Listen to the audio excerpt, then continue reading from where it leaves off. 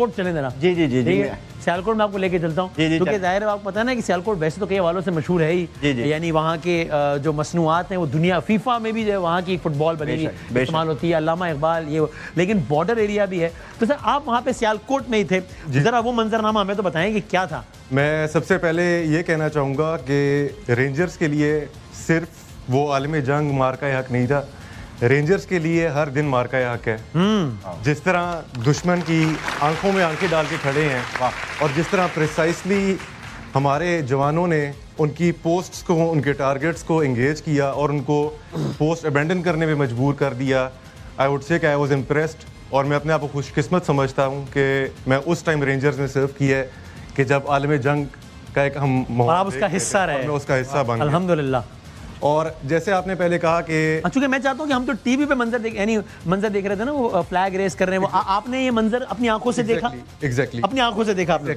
It's a funny situation कि किस तरह हमने उनके टारगेट्स को एंगेज किया। हम सिर्फ वेट कर रहे थे कि कुछ एक्शन करें और हम जवाबी कार्रवाई करें उनके साथ।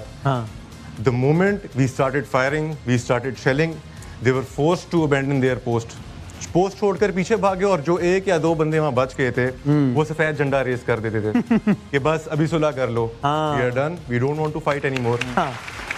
और ये मंजर दुनिया ने देखा है, तो कोई सिर्फ ऐसी कहीं भी बात नहीं है, दुनिया ने देखा है मंजर। But there is a catch, the moment वो सफेद झंडा लहराते थे हम तरस खाकर हम फायर रोक दिया करते थे कि अब उनके अंदर इतनी वो ताकत नहीं है कि हमसे लड़ सकें।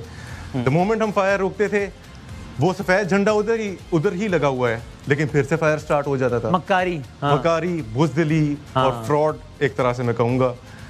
और इसी सिलसिले में हमारा एक जवान सिपाही निसार अली शहीद, जो कि अपने बडी को साथ वाले जवान को बचाते हुए शेल अपने उसने सीने पर खाए और उधर ही वो घायल होकर CMH में जाकर उसने शहादत को गले लगाया। यानी इसको आसान अल्फाज में मैं कहूँ ना कि धोखे से मारा, धोखे से शहीद किया।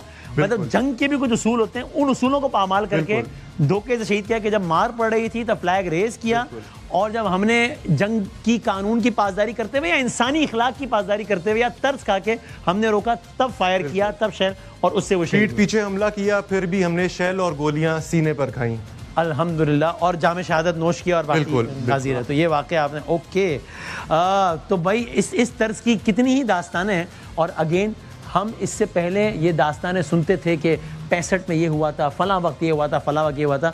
अब ये सारे का सारा मामला हम अपनी आंखों से देख रहे हैं। और सर एक मुख्तसर नहीं बताइएगा, फिर मैंने आपसे थोड़ा सा एक प्रोग्राम को दूसरे घेर में ले आके कुछ सवालात करने, ज़रा आप लोगों के अंदर की बातें जाननी, हुआ नहीं जा समझ कुछ और किस्म की।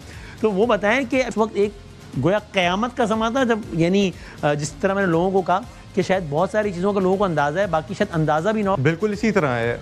उधर उनकी पोस्ट पर आग लगी हुई थी, जिस तरह आप कह रहे हैं क़यामत का समा था, और वहाँ से लिटरली मैं अपने कानों से सुना कि आवाज़ें आ रही हैं कि साथी बस कर दो। हमें साथी कहकर वो हमसे गपशप, हमसे कलाम करते हैं और कह रहे थे कि साथी बस कर दो। ओके, तो भाई ये वहाँ का आलम था। और सर कह रहे हैं सर को आवाज़ें साथी बस कर दो, क्योंकि वहाँ बहुत शोर था, तो वो पूरा ये कहते हैं साथी बस कर दो, हमें अम्मी की याद आ रही है। अच्छा, पूरा ये बहुत मार पड़ रही है इसलिए हम